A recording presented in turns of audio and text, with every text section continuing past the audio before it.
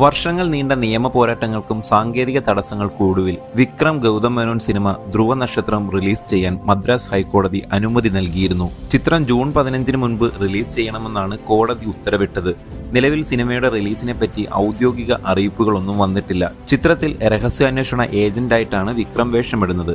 2013 ധ്രുവ നക്ഷത്രം എന്ന പ്രോജക്റ്റിനെ കുറിച്ച് ഗൗതം മേനോൻ ആദ്യമായി സംസാരിക്കുന്നത്. അന്ന് സൂര്യയായിരുന്നു ചിത്രത്തിലെ നായകൻ. എന്നാൽ അവസാന നിമിഷം സൂര്യ ഈ പ്രോജക്റ്റിൽ നിന്ന് പിന്മാറി. പിന്നീട് വിക്രമിലേക്ക് ഈ കഥ എത്തുകയും 2015 ഷൂട്ട് ആരംഭിക്കുകയും ചെയ്തു. 2016 മെയ്യിൽ ചിത്രത്തിന്റെ ആദ്യ ടീസർ പുറത്തുവന്നു. ഹൈ വോൾട്ടേജ് ആക്ഷൻ ത്രില്ലർ സിനിമയിൽ അന്നത്തെ കില്ലാടി ഹാരിസ് ജയരാജാണ് സംഗീതം നിർവഹിച്ചത്. വിക്രമിനെ കൂടാതെ ഋതുവർമ്മ, ഐശ്വര്യ രാജേഷ്, പാർത്ഥിബൻ, സിമ്രാൻ തുടങ്ങിയ വലിയ താരനിര തന്നെ ചിത്രത്തിൽ അണിനിരക്കുന്നുണ്ട്. 2017 റിലീസ് ചെയ്യാനിരുന്ന സിനിമയുടെ റിലീസ് പല കാരണങ്ങൾ കൊണ്ട് നീണ്ടുപോവുകയായിരുന്നു. 2 ഷെഡ്യൂളിന് ശേഷം സഹനിർമ്മാതാവ് ചിത്രത്തിൽ നിന്ന് പിന്മാറി. ഇതോടെ ഷൂട്ട് വീണ്ടും മുടങ്ങി. 2020 ഷൂട്ട് പുനരാരംഭിച്ചെങ്കിലും സാമ്പത്തിക പ്രതിസന്ധികളും കോവിഡും കാരണം ഷൂട്ട് വീണ്ടും നിർത്തിവെക്കേണ്ടി വന്നു.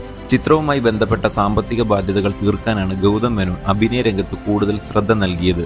ഇതിനിടയിൽ സ്ക്രിപ്റ്റ് തിരുത്തി എഴുതുകയും നായികമാരെ മാറ്റുകയും ചെയ്തു. ഐശ്വര്യ രാജേഷ്, ഋതുവർമ്മ എന്നിവരാണ് നായികമാർ. 2021 ഷൂട്ട് പുനരാരംഭിച്ചപ്പോൾ ഐശ്വര്യ രാജേഷിന്റെ പോർഷനുകൾ പൂർണ്ണമായും ഒഴിവാക്കി.